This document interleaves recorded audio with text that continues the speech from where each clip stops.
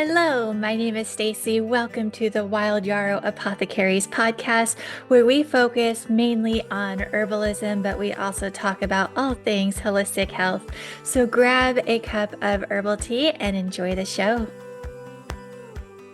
Hello, and welcome to this podcast episode where I'm be talking about why am I drawn to gentle herbs. So I love to work with gentle herbs. And I think a lot of herbalists are the complete opposite. They like to work with more of the stronger herbs.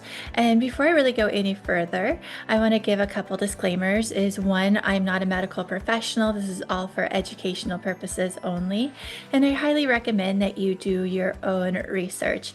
Also, I don't think I've mentioned this on the podcast yet. I've mentioned it on social media, but I have a new puppy. I adopted him a little over a month ago. He is 8 months old and he fell asleep next to me, and I decided to just leave him. So he is next to me. So if you hear snoring, it's not me, it's him. So yeah. And so, yeah, so let's get started on this. So, if you are an herbalist and you are drawn to more of the stronger herbs, this episode isn't for me to try to change your mind. I just want to give you another perspective. I think, in life, I always love to really learn and listen and give different perspectives. And so that's my purpose for this episode.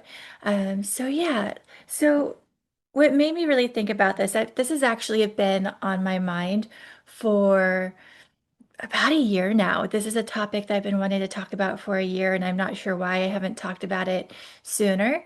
But roughly about a year ago, I was talking to another herbalist, and this other herbalist, he is all about the really strong herbs. And I was telling him, it's like, I'm more drawn to the gentle herbs. And he's like, oh, I could totally see why you would be intimidated to work with the stronger herbs. And I'm like, whoa, wait a minute. I'm not intimidated.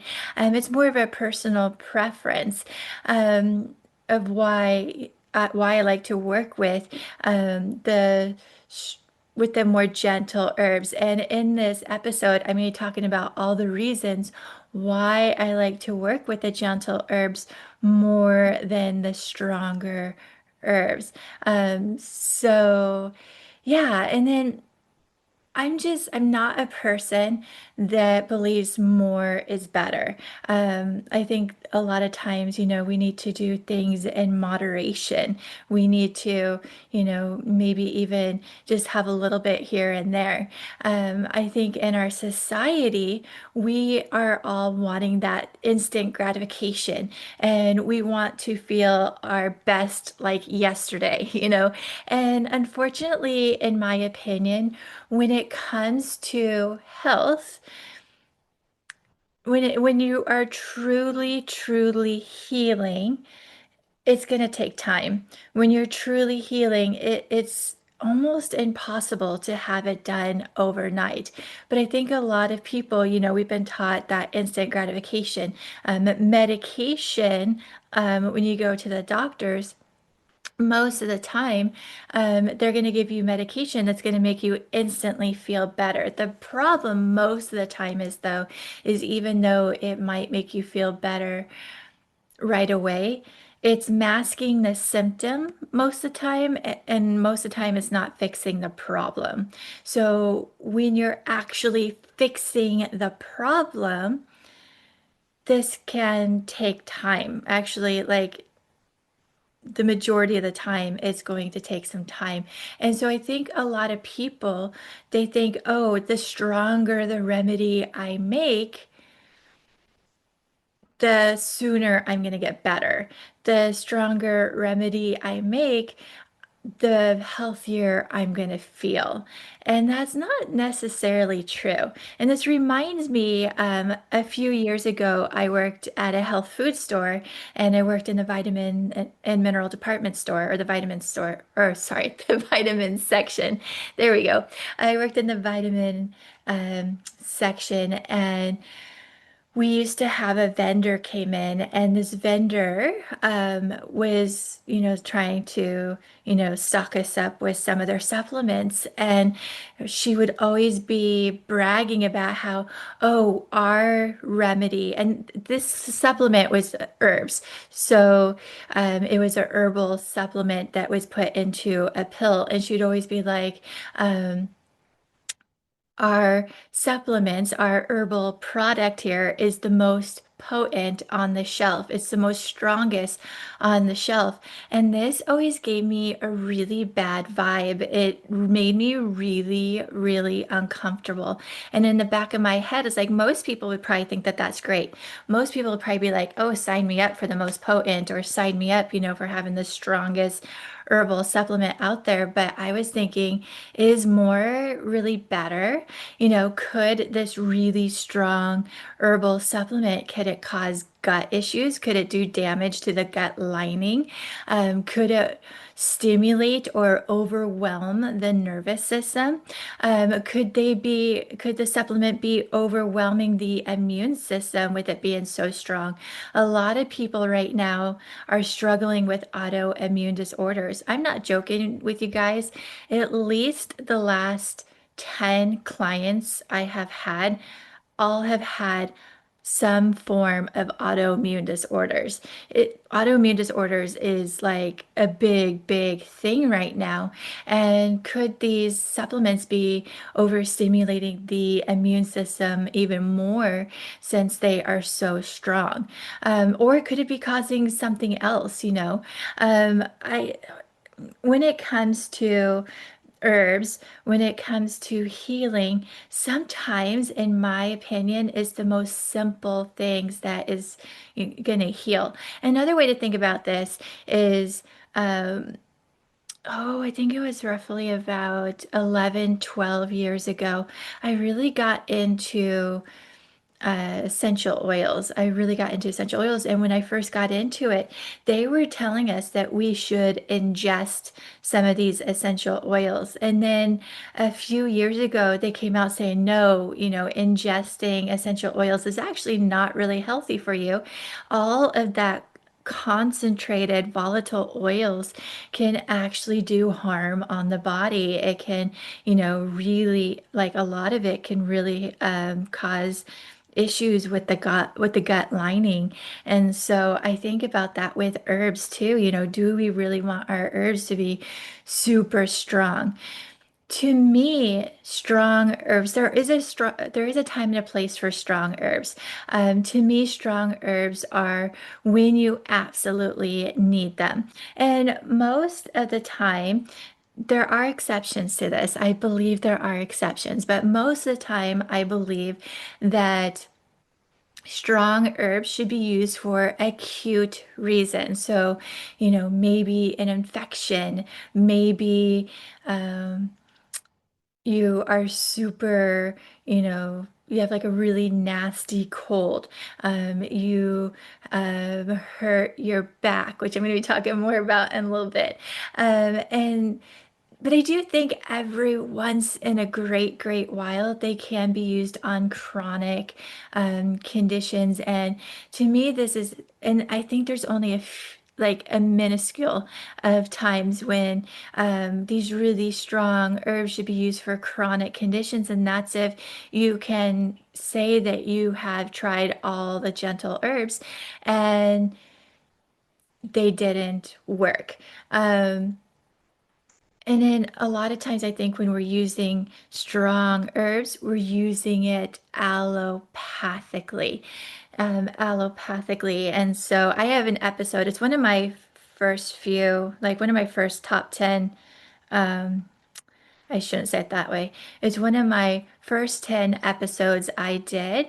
I talked about the difference between holistic and allopathic. If you want to search for that, you could search for that. But when we're using stronger herbs, I feel like we are practicing in a very allopathic way. Maybe if you're like, you know what, I tried all the gentle herbs and they didn't work, maybe it's because there are other things in your life that you need to adjust. as much as I love herbs so much. That's why I have a podcast and a business that focuses on herbalism.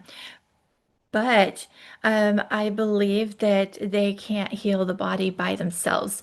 So if you are like, I eat nothing but junk food, an herb is not going to be able to help you. If you are not getting any form of movement or exercise, herbs can't really help you. If your house is loaded with toxins, like cleaning products, perfumes, um, cosmetics, all this toxic stuff, this can, herbs are going to not really help much. And especially if you are chronically stressed, herbs are not going to really be able to help you. We need to, um, kind of try to tackle our health and all sorts of issues. Now, let's kind of rewind just for a sec. If you're chronically stressed, herbs can definitely play a big part in helping with you being chronically stressed, but you also have to do like some stress management, change your mindset, see if there's anything that's causing you stress that you can remove. If there is stress in your life that you can't remove, how can you adapt to the stress? How can you change your mindset? Can you make your body strong enough to handle the stress? Just to give a quick story really quick, that's kind of going off topic for a sec, but 10, 11 years ago, actually 12 years ago, I had to make a really difficult decision, really difficult. Like it was a lose-lose decision. I know that I made the right decision, but it was heartbreaking. It was a very heartbreaking decision. And when I made this decision, I developed severe anxiety because of the heartbreak. And in my opinion, I believe that the reason that I developed severe anxiety is my body wasn't strong enough to handle the stress from this decision that I had to make. And I think that if I was eating better, if I was exercising more, if I didn't have so many toxic chemicals in my house, that I would have been able to handle the stress better. So, um, so yeah, if you just heard a noise, my dog was was dreaming. He was barking in his sleep. So just kind of keep that in mind. And I wasn't taking any herbs at this point, but I think, if I was taking some herbs at this point, it probably would have helped a little, but not a significant amount because I still had to change my nutrition. I still needed to get some exercise. I needed to get all that toxic chemicals out of my house. So yeah. I strongly believe with all the research that I have done, strong herbs tend to um, they tend to push the body towards, certain limits. They stimulate the body in some way, shape, or form. They force changes in the body. They're more aggressive, and they could either be super hot and quick and dry the body quickly, or they could bring too much coolness to the body. So yeah, and then a lot of these herbs can overwhelm sensitive bodies. And what I mean by sensitive bodies is I strongly believe that there are two types of bodies. And I think there's pros and cons to both of these two types of bodies. There's someone like me. I have a sensitive body, and this means that my body's really sensitive to like toxic chemicals. I'm really sensitive to stress. I'm really sensitive to certain foods. I'm really sensitive to a lot of things. And it can get annoying. Like the con is it can get annoying and frustrating because it's like, why won't my body allow me to this? Why won't my body allow me to do that? Why can't I have my favorite food? Why can't I do these things? And then The pro, though, the pro is because my body is so sensitive, it's teaching me how to take care of it. So I believe because it's teaching me to take care of it, I'm going to stay healthy. And more than likely, the older I get, the healthier I'll get because my body's teaching me to be healthy. To where there's people that don't have a sensitive body, and so their bodies allow them to get away with a lot. But in my what I read about, and I'm sure again there's exceptions to this. I am sure that there's exceptions, but I think for the most part, what's going to happen is these people that are, their bodies aren't sensitive, and their bodies allow them to get away with so much. It's going to catch up to them. So maybe when they're in their 60s or 70s, their body is going to start completely falling apart. And it's going to be really difficult to reverse, 60 to 70 years of damage, if that makes sense. So um, there's, like I said, there's pros and cons. I definitely have a sensitive body and I get annoyed sometimes, but at the same time, I'm like, yes, this is my body's way of really teaching me, how to take care of it. So yeah. All right, let's talk. I do think that there is a time and a place to take strong herbs, and I'm just going to talk about a few. There's a lot of strong herbs, but we're just going to talk about, a few of these, like I said, strong herbs. So for me, oh my gosh, valerian. I don't do well with valerian.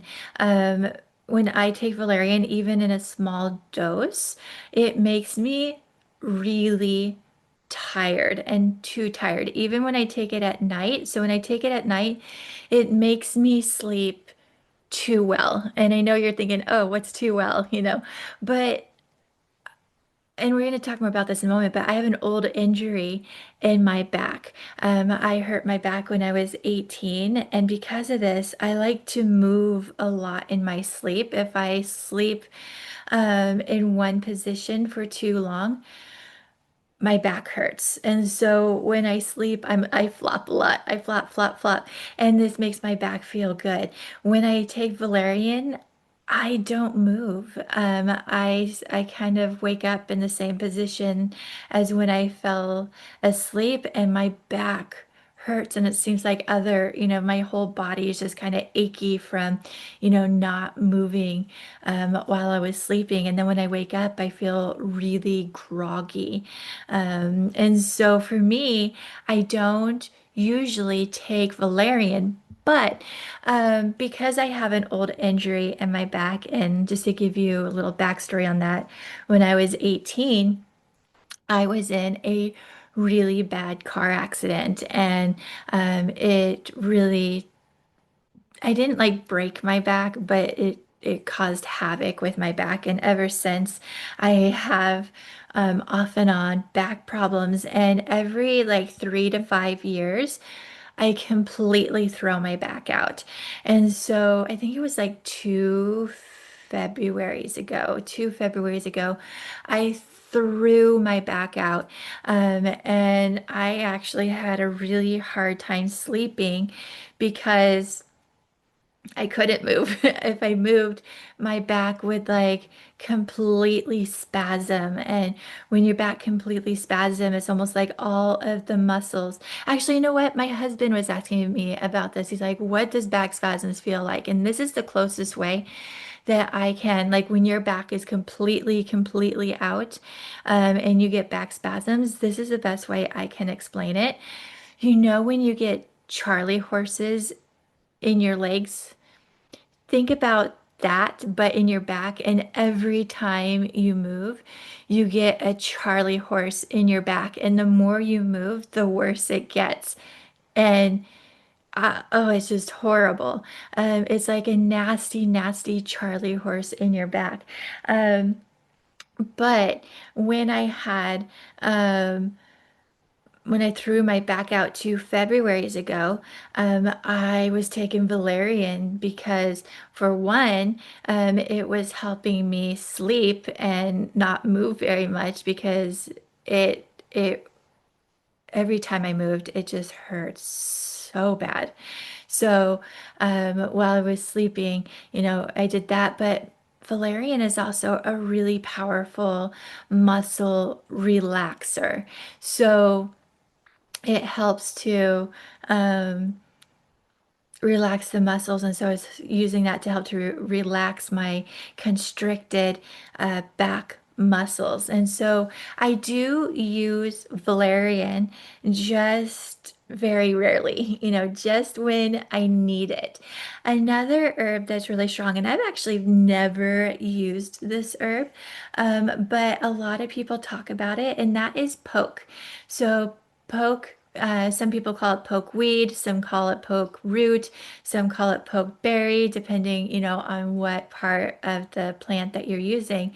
But poke is a very strong herb for the lymphatic system.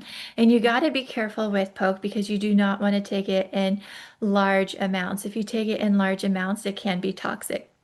You also have to process it in a certain way for it to also not be toxic. But personally, I don't use poke, and I don't think I probably will ever use poke because I love the more gentle herbs when it comes to lymphatic system. I love to use cleavers, chickweed, burdock root, calendula. These are all fantastic. I feel like I'm forgetting one, but that's okay. But I love to use more the gentle herbs, and I think that they are so beneficial. And I feel like if I eat properly, get a lot of exercise, to me, the number one thing you can do for the lymphatic system is exercise. Exercise is so, so important. Another thing that's really important for the lymphatic system is sweating, which you get when you exercise, but sweating is so beneficial. We've been taught that, ew, gross, sweating is nasty. But sweating is so beneficial for our bodies. Another thing that you could do for the lymphatic system is to stop wearing antiperspirants. These stop sweating, and we don't want that. You want to sweat. Deodorant is fine. So get deodorants, but not antiperspirants, because we need to sweat. If we're blocking our lymphatic system, this can cause a whole world of health issues. And I'm digressing here, but for me personally, um, I would rather, you know, exercise, sweat, do dry skin brushing. There's lots of videos on dry skin brushing, so you can look that up.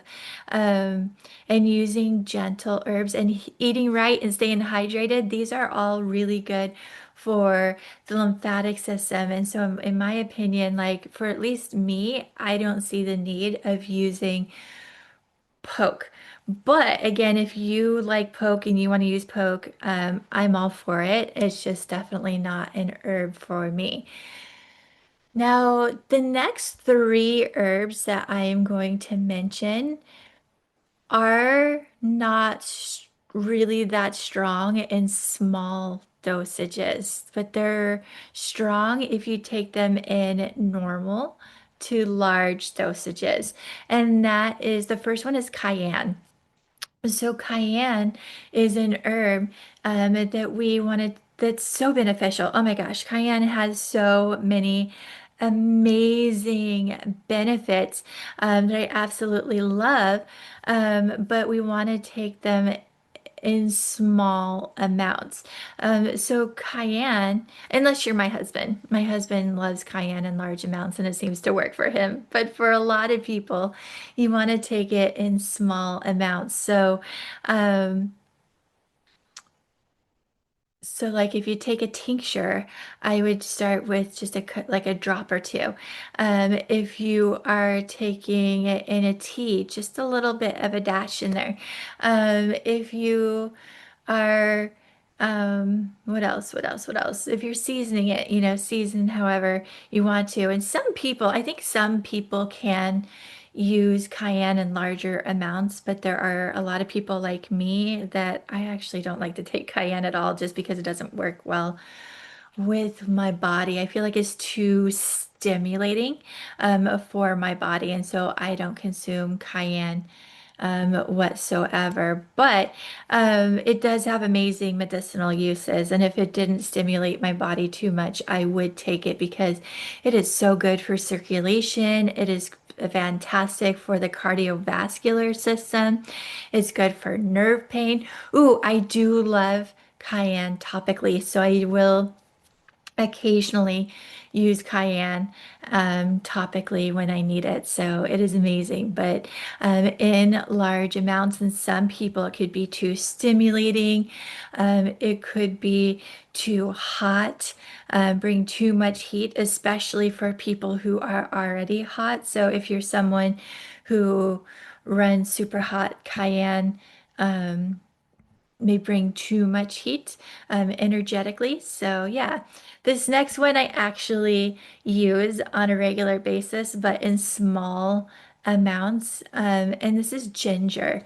I love ginger, but in large amounts, it can be too strong. It can be too stimulating. It could be too warming, too drying. So, again, ginger is fantastic and you can consume it every day. You just want to consume it in small amounts. And so, yeah. And then the next one is oregano. So, oregano, oh my goodness, in strong amounts or in large amounts, this can hurt. I actually had a client once and she was telling me a story about a time before she saw me. So this was before she saw me, but she goes, I decided to pick up oregano tincture, and I was taking oregano tincture, and I took a whole squeezeful. I took a whole squeezeful, and she goes, "Oh my gosh, it hurt." I'm like, "Yeah, I bet. I bet that hurt." It has a lot, like high volatile oils, and these high volatile oils, if you take it in large amounts, um, it can burn the throat. Not like, how do I say this? It's not gonna like do damage to the throat. It's just gonna be extremely unpleasant. I should say if you take it once or twice in a large amounts, it's not going to damage the throat. But if you take it consistently in large amounts, it could probably damage the throat. So don't do that. Don't consistently do that. But like once or twice, it's not going to be a big deal. It's just going to be very, very unpleasant, like very unpleasant. Um, those high volatile oils, it could also cause wicked acid reflux on a high dose. So if you take oregano in a high dose, oh, the acid reflux, I just cannot imagine. And then again, in high dose, it might, in my opinion, it might cause damage to the gut lining. We don't want, oregano in normal safe amount is amazing, has amazing medicinal properties. It's a powerful antibacterial and antiviral, even maybe an antiparasitic. So it is amazing. But we want to be, taking oregano in a safe, lower amount and not and we don't want to overdo it. So, yeah. All right. And then the last two, I always lump these two together just because a lot of people will put these herbs together, but it's wormwood and black walnut. These are very strong herbs, and they're again a time and a place to use them, but they're usually used in anti-parasitic blends. So I think I'm not, in all honesty, and I might get a lot of grief for this, but I am not as gung-ho as parasites as a lot of herbalists and um, wellness people. I think that there are bigger things to worry about than parasites. But I do think that it is a good idea to do like 2 parasite cleanses a year. And when I do the 2 parasite cleanses a year, I use wormwood and black walnut, but I only use them for 10 days. Now, oh my gosh, these are bitter herbs. Oh, and I want to tell you, I did have a client once. She's like, I tried to take wormwood and black walnut tea, and I just couldn't. Yeah, you don't want to do that. I am telling you, do not drink wormwood and black walnut tea unless you love bitter, unless you love bitter, bitter taste. I think I've met like 1 or 2 people that say that they can do wormwood and black walnut in a tea, but for the most part, most people cannot do it because bitter is an understatement. Even in a tincture, tinctures can somewhat hide the taste of herbs. The tinctures for wormwood and black walnut, oh, they are so nasty. They are so nasty. A tea would be even nastier. Um, and so a tincture is better though because you can get it over with and be like, okay, I just need to shoot this. Like I usually will put it into a small glass of water and just shoot it and try not to pay attention to the taste and then try to get something much more pleasantly flavorful in my um, I try to consume something more pleasantly tasting is what I'm trying to say. So yeah, and then because they are so, so bitter, they would be fantastic for the liver, but they are like 2 of my last herbs that I would use for the liver because they're not herbs that you should be consistently taking. They are herbs that you should only use in small amounts, like 10 days. You should be using them and then you should stop for a while. So even though they're fantastic for the liver, I would not use it for the liver. In my opinion, I think that primarily, unless you use them in very, very small amounts, and if you use them in very small amounts, that might work too.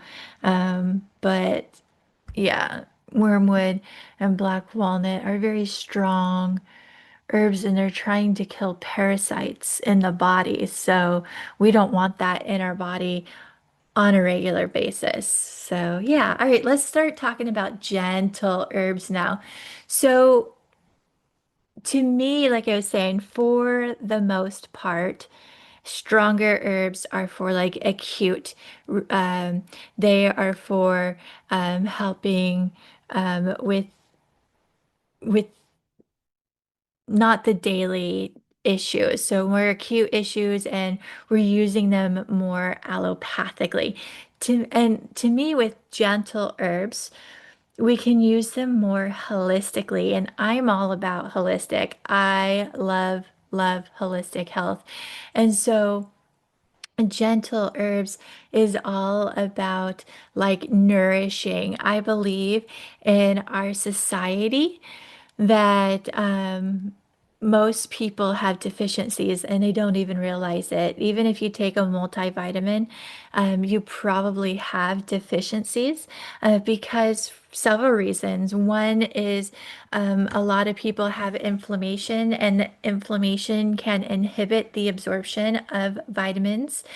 And then also, a lot of people are on medication, and these medications can inhibit the absorption of vitamins and minerals. So, even if, and I'm not telling you to stop taking your multivitamins, still take it because I'm sure it is doing some good.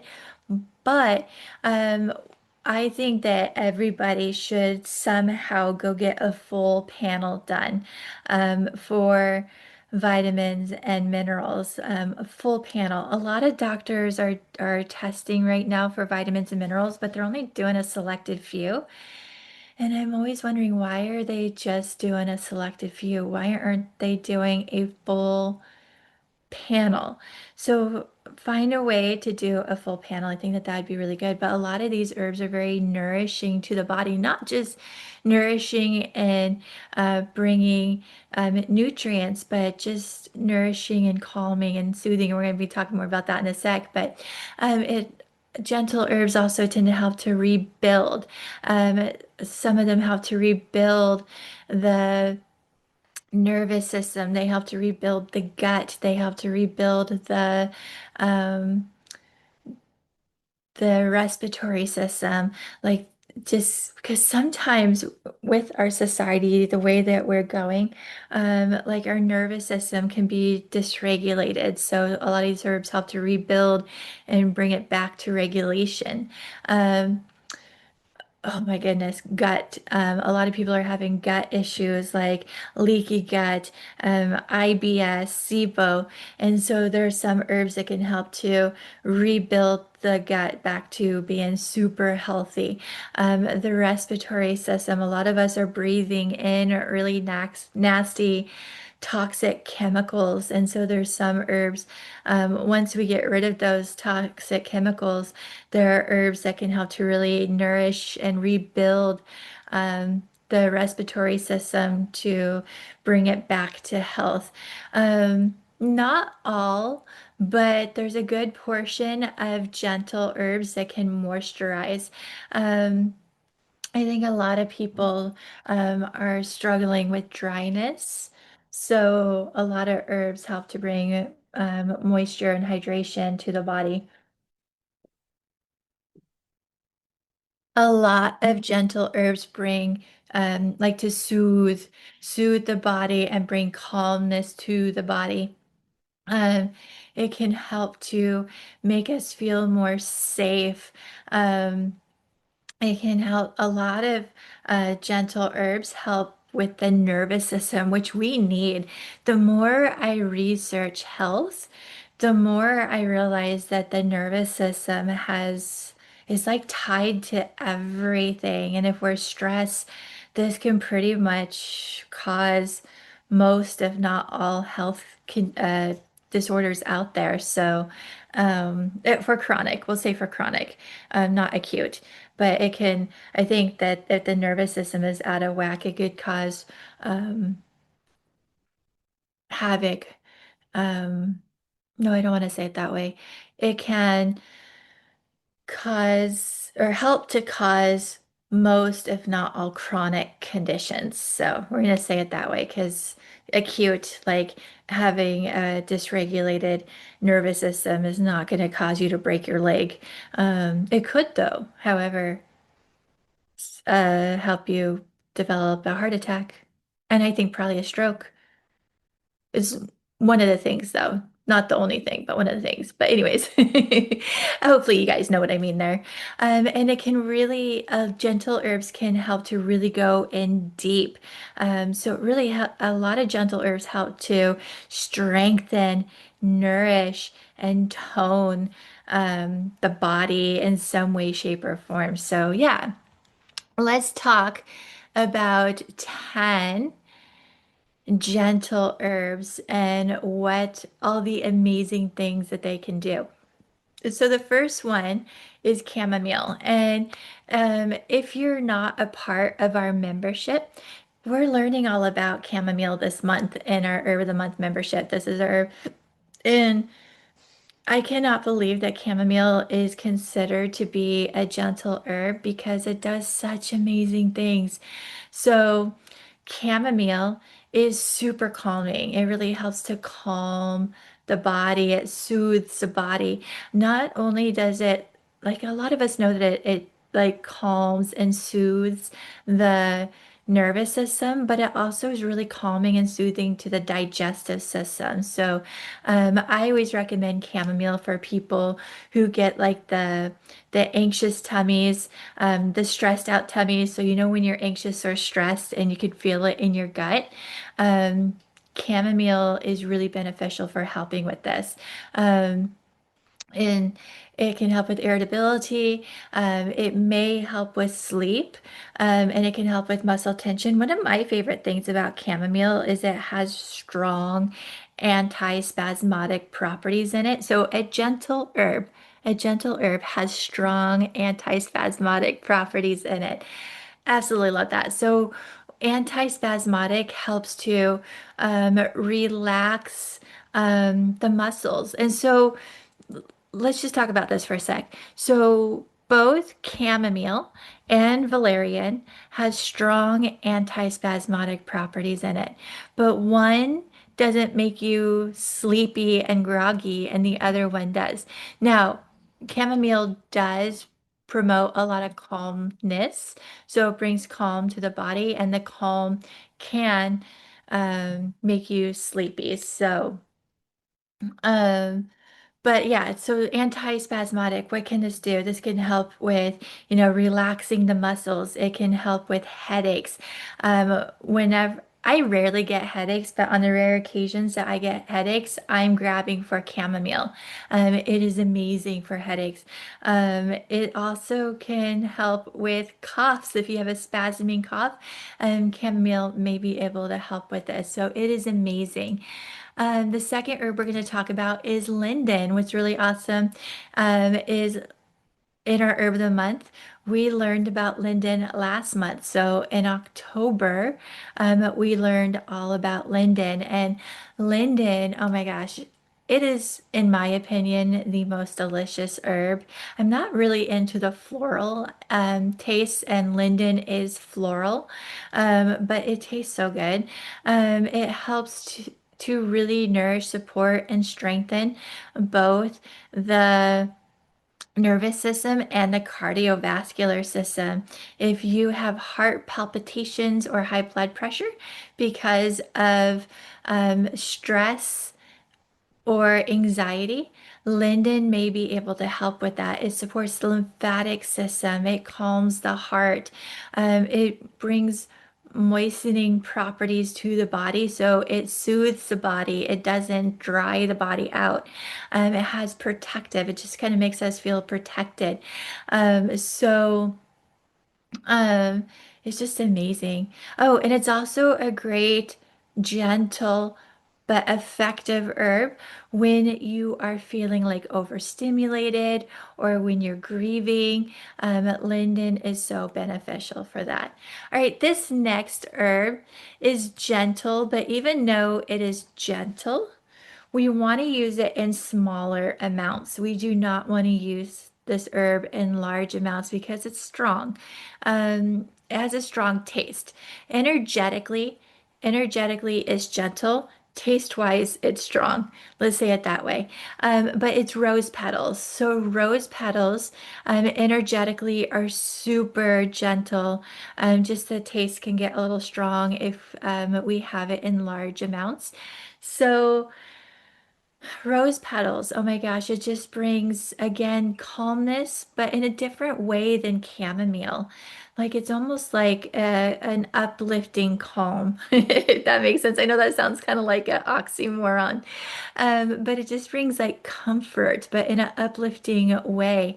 It's emotionally healing.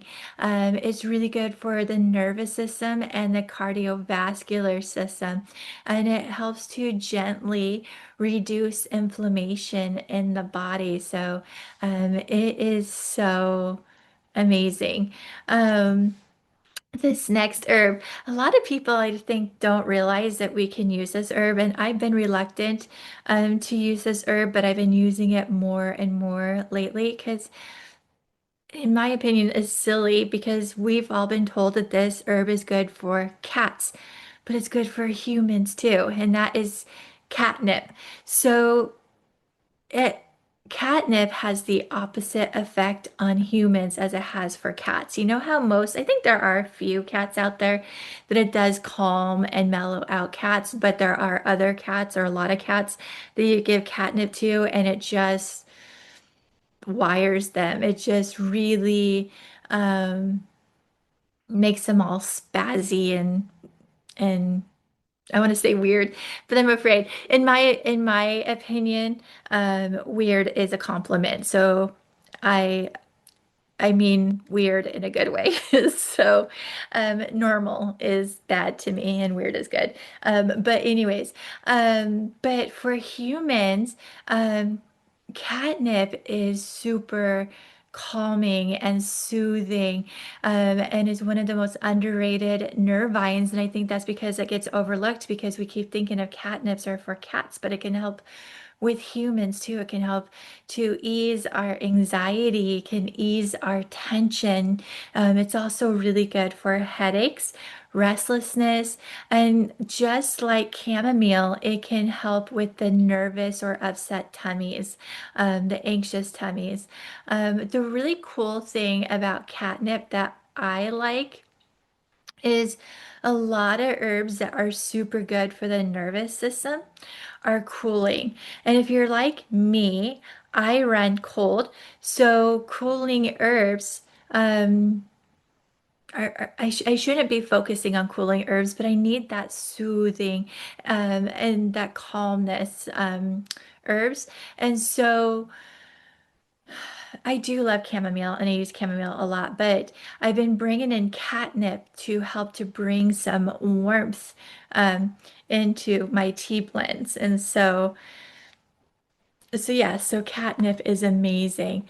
Number five is marshmallow root or leaf. A lot of people just use the root, but the leaf is amazing too.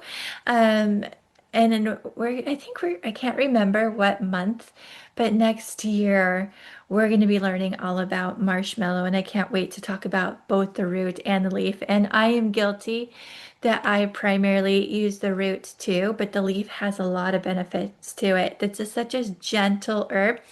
And this is a herb, that is like one of the strongest emulsants, but it's so gentle. So I know that I'm saying strong and gentle, but it's a very gentle herb, but it's one of the strongest emulsants out there. But I think the emulsants overall are gentle. So they bring gentleness. So yeah. Um, so it deeply moistens the body. It helps to soothe the gut, throat, bladder, skin. And it's just so amazing to bring moisture to the body because I don't know, like I feel like I'm accidentally speaking for other people, but if you're anything like me, I run really dry. And so having a plant like marshmallow root to bring hydration to the body is just so beneficial. All right. Number six is going to be oat straw. Oat straw is one of my favorite nerve vines. Now, oat straw is one of the most gentle herbs that you can get your hands on. It is so nourishing. It's loaded with all sorts of vitamins and minerals, but not only that, it's also um, very like nourishing, supporting, and strengthening to the nervous system, but in a very gentle way. So it brings gentleness to the body, but while it's rebuilding the body, but or the nervous system, but it does need to be consistently taken. So you can't take oat straw once and be like, oh, it rebuilt my body. No, it has to be done um consistently, and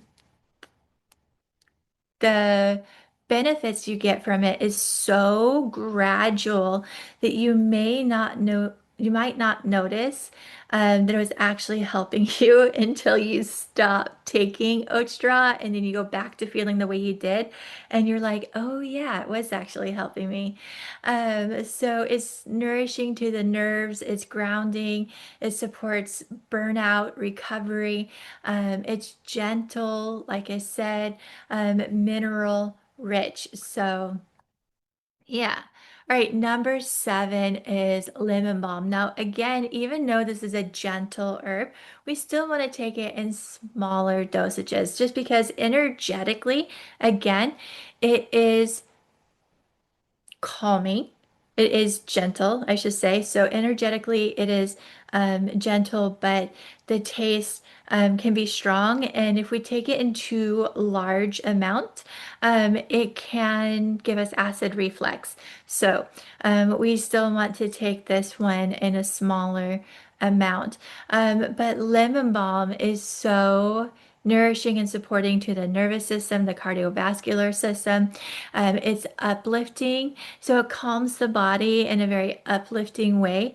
It is a soft mood lifter, calming without sedation, helps with anxious tummies again. So, um, they have a few differences, but lemon balm and chamomile have very similar medicinal properties.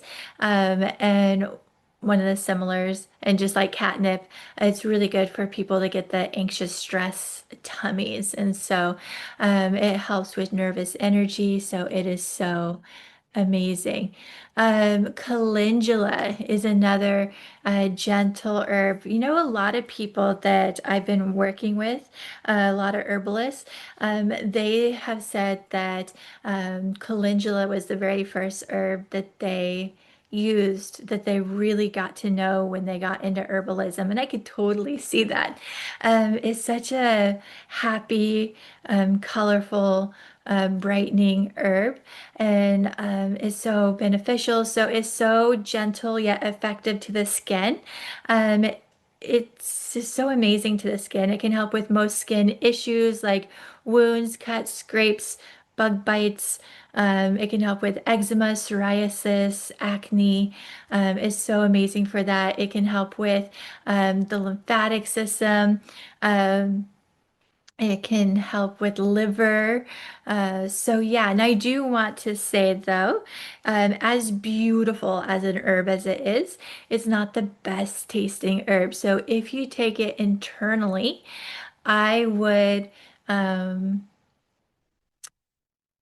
I would pair or combine it with a more pleasant tasting herb, so you don't have to taste what calendula tastes like. Oh, and I did forget to tell you, calendula is one of my go-to for the gut.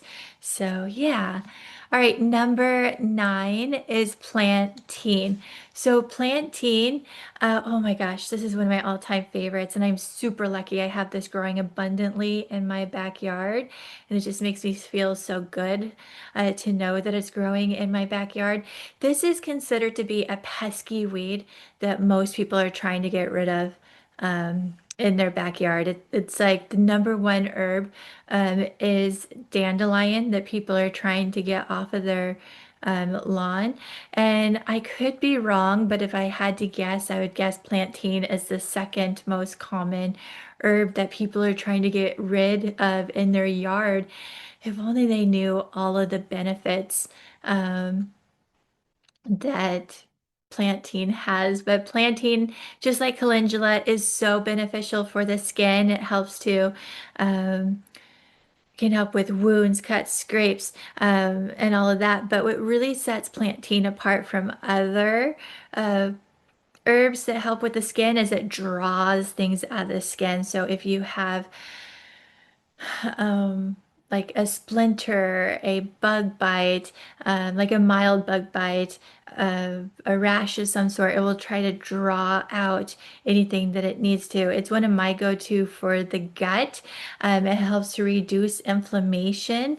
It helps to soothe. And so, yeah, it's just one of my all-time favorite herbs, and it's rich in all sorts of vitamins and minerals. All right, last herb is mullein. So mullein to me is one of, and this is the reason that mullein is like my go-to herb for the respiratory system. It's just so good for the respiratory system. It's like so beneficial. It does so much for the respiratory system while being so gentle. It is gentle, it softens the lungs and the lymphatic system without being overstimulating to the body.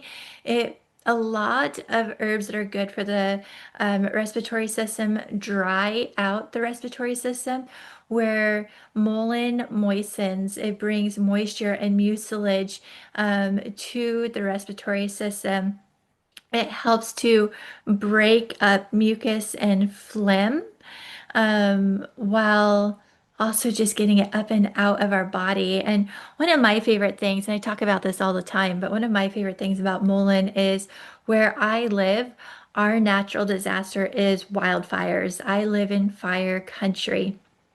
And thankfully, knock on wood, this summer we had the most mild wildfire summer. So I was really excited about that. Um, but when we have all that smoke in the air, most of the time these wildfires aren't just burning trees, they're burning down houses, cars, and these houses and cars have like toxic chemicals in them.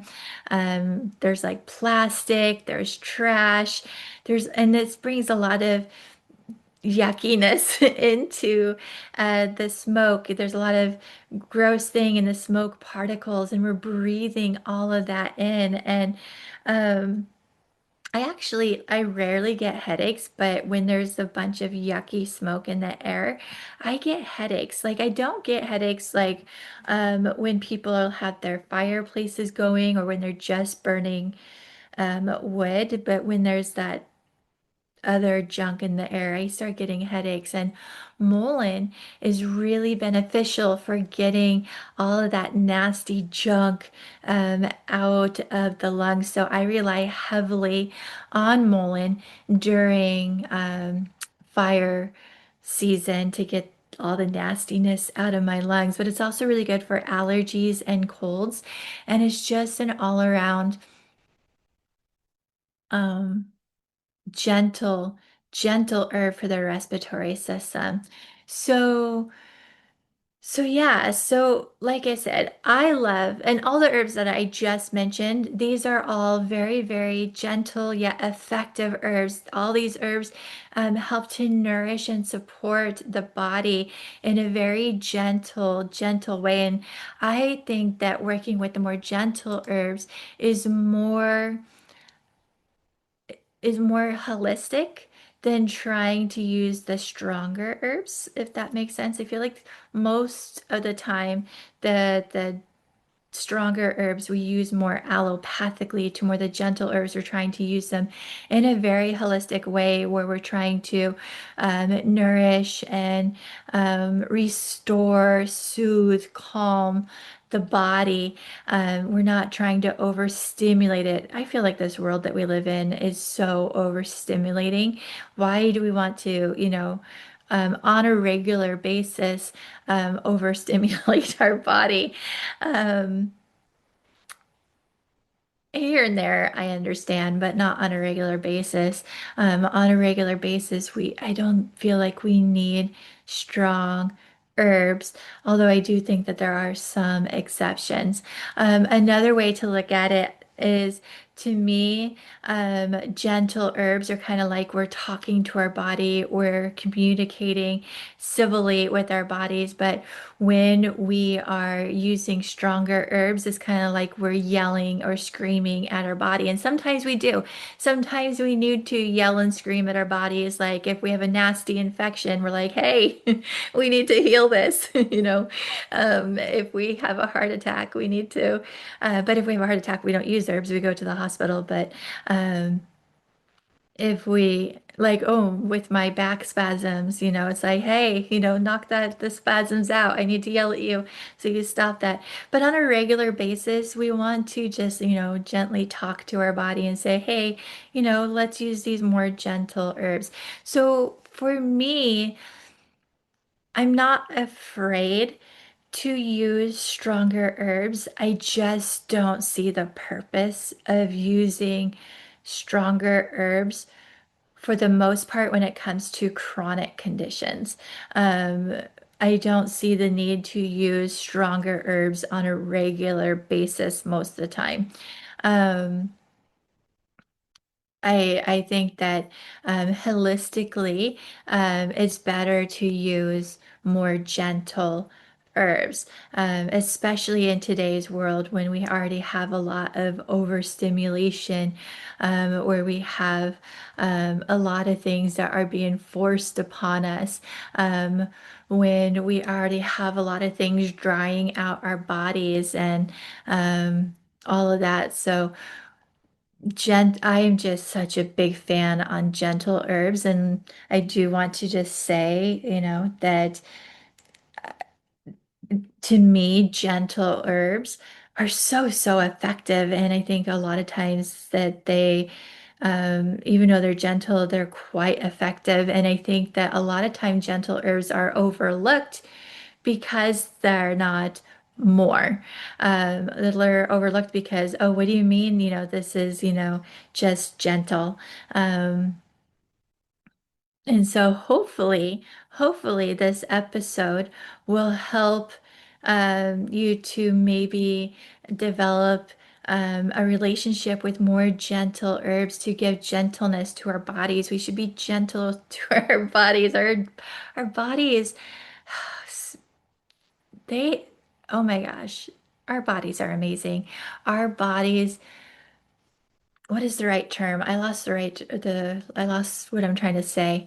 Our bodies put up with so much abuse on a regular basis where we should start being kind and gentle to our bodies. And on a regular basis, stronger herbs are not necessary most of the time. Like, one other example I want to give is my grandma. She has had insomnia for a very long time, and she's not into the holistic or um, herbal world, but she will let my aunts and I suggest herbs to her here and there. And for the longest time, she was taking California poppy for her insomnia. And to me, California poppy is a strong herb, but she tried everything else before she got to California poppy. And then she started taking California poppy on a regular basis, and then it stopped working, which that makes sense to me. After a while, your body's going to get used to it. But yeah. But anyways, I hope that you guys enjoyed this episode. I'm gonna hop off this episode, and I'm gonna go record a bonus podcast episode. And this one's gonna be about the emotional archetypes of gentle herbs. So a lot of us think that herbs are only going to help with physical health, but herbs can also help us with emotions as well, which we need. So I'm going to be talking about how these gentle herbs can help with emotions as well. So if you want to listen to our bonus podcast episodes, come join our membership. And yeah, all right, guys. Let me know if you have any questions on this episode. I hope you all have a fantastic day. All right, guys. Bye. I hope you loved this episode. If you did, please make sure to follow Wild Yarrow Apothecaries podcast on your favorite podcast platform and leave me a review. Do you want to hear more about this episode? Join our Herb of the Month membership, where I add a bonus part of this episode. In this membership, we also have a lot of PDF files, a lot of videos, and every 3 months that you are a member, I send you 3 herbs, and there's so many more benefits. Come check it out. Come nerd out with us. And thank you for listening to the Wild Yarrow Apothecaries podcast, and have a great day.